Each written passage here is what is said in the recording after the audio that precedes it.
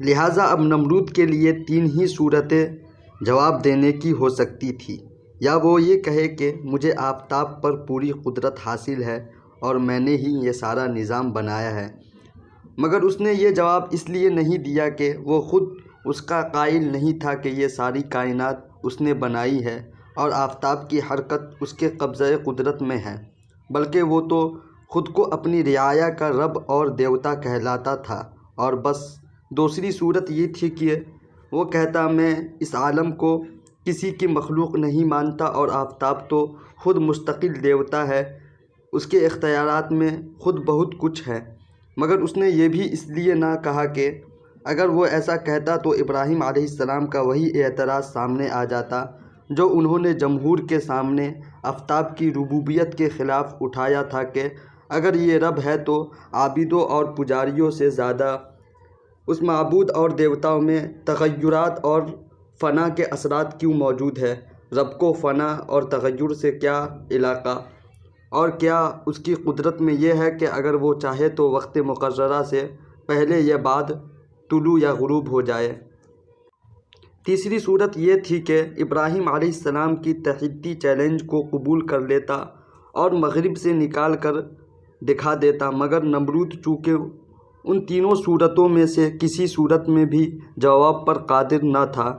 اس لیے مبہوت اور لاجواب ہو جانے کے علاوہ اس کے پاس دوسرا کوئی چارہ کار باقی نہ رہا۔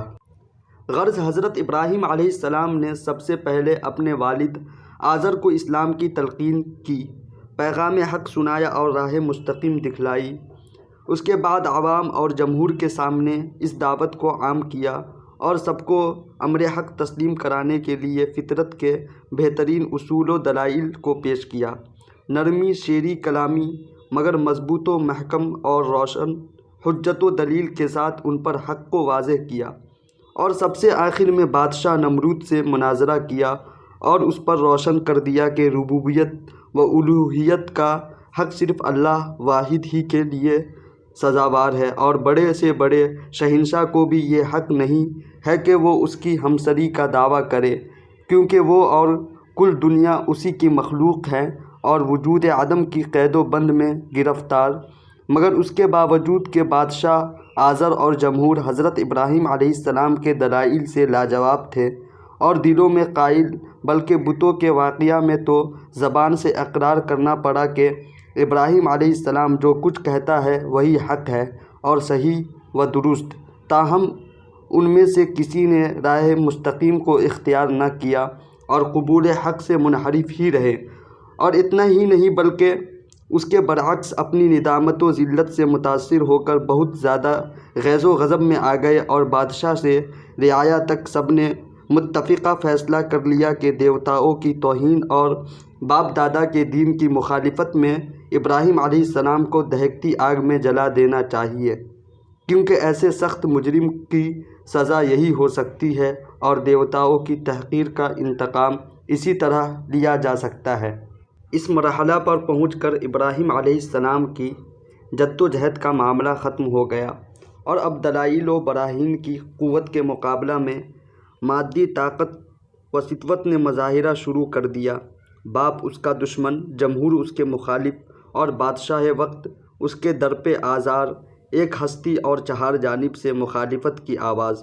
دشمنی کے نعرے اور نفرت و حقارت کے ساتھ سخت انتقام اور خوفناک سزا کے ارادے۔ ایسے وقت میں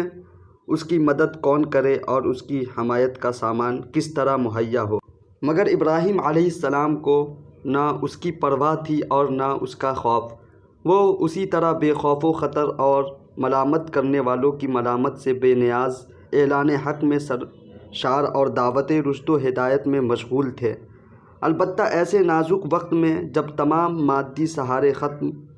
دینوی اسباب ناپید اور حمایت و نصرت کے ظاہری اسباب مفقود ہو چکے تھے، ابراہیم علیہ السلام کو اس وقت بھی ایک ایسا بڑا زبردست سہارا حاصل تھا جس کو تمام سہاروں کا سہارا اور تمام نصرتوں کا ناصر کہا جاتا ہے، اور وہ اللہ واحد کا سہارا تھا۔ اس نے اپنے ذلیل القدر پیغمبر، قوم کے عظیم المرتبت ہادی اور رہنما کو بے یار و مددگار نہ رہنے دیا، اور دشمنوں کے تمام منصوبوں کو خاک میں ملا دیا۔ ہوا یہ کہ نمرود اور قوم نے ابراہیم علیہ السلام کی سزا کے لیے ایک مخصوص جگہ اور اس میں کئی روز مسلسل آگ دہکائی گئی، حتیٰ کہ اس کے شعلوں سے قرب و جوار کی اشیاء تک جھلسنے لگی۔ جب اس طرح بادشاہ اور قوم کو کامل اطمینان ہو گیا کہ اب ابراہیم علیہ السلام کے اس سے بچ نکلنے کی کوئی صورت باقی نہیں رہی، تب ایک گوفن میں ابراہیم علیہ السلام کو بٹھا کر دہکتی ہوئی آگ میں پھینک دیا۔ اس وقت آگ میں جلانے کی تاثیر بخشنے والے نے آگ کو حکم دیا کہ وہ ابراہیم علیہ السلام پر اپنی سوزش کا اثر نہ کرے اور ناری عناصر کا مجموعہ ہوتے ہوئے بھی اس کے حق میں سلامتی کے ساتھ سرد پڑ جائے۔ آگ اسی وقت حضرت ابراہیم علیہ السلام کے حق میں بردم و سلامہ بن گئی اور دشمن ان کو کسی قسم کا نقصان نہ پہنچا سکے، اور ابراہیم علیہ السلام دہکتی آگ سے سالم و محفوظ دشمنوں کے نرغہ سے نکل گئے۔ مختصراً بدبخت قوم نے کچھ نہ سنا اور کسی طرح رشد و ہدایت کو قبول نہ کیا، اور ابراہیم علیہ السلام کی بیوی حضرت سارہ رضی اللہ تعالی عنہا اور ان کے بردار زادہ حضرت لوط علیہ السلام کے علاوہ کوئی ایک بھی ایمان نہیں لایا۔ تمام قوم نے حضرت ابراہیم علیہ السلام کو جلا دینے کا فیصلہ کر لیا اور دہکتی آگ میں ڈال دیا، لیکن اللہ تعالیٰ نے دشمنوں کے ارادوں کو ذلیل و رسوا کر کے حضرت ابراہیم علیہ السلام کے حق میں آگ کو بردم و سلامہ بنا دیا۔ تو اب حضرت ابراہیم علیہ السلام نے ارادہ کیا کہ کسی دوسری جگہ جا کر پیغام الہی سنائے اور دعوت حق پہنچائے، اور یہ سوچ کر فدان آرام سے ہجرت کا ارادہ کر لیا۔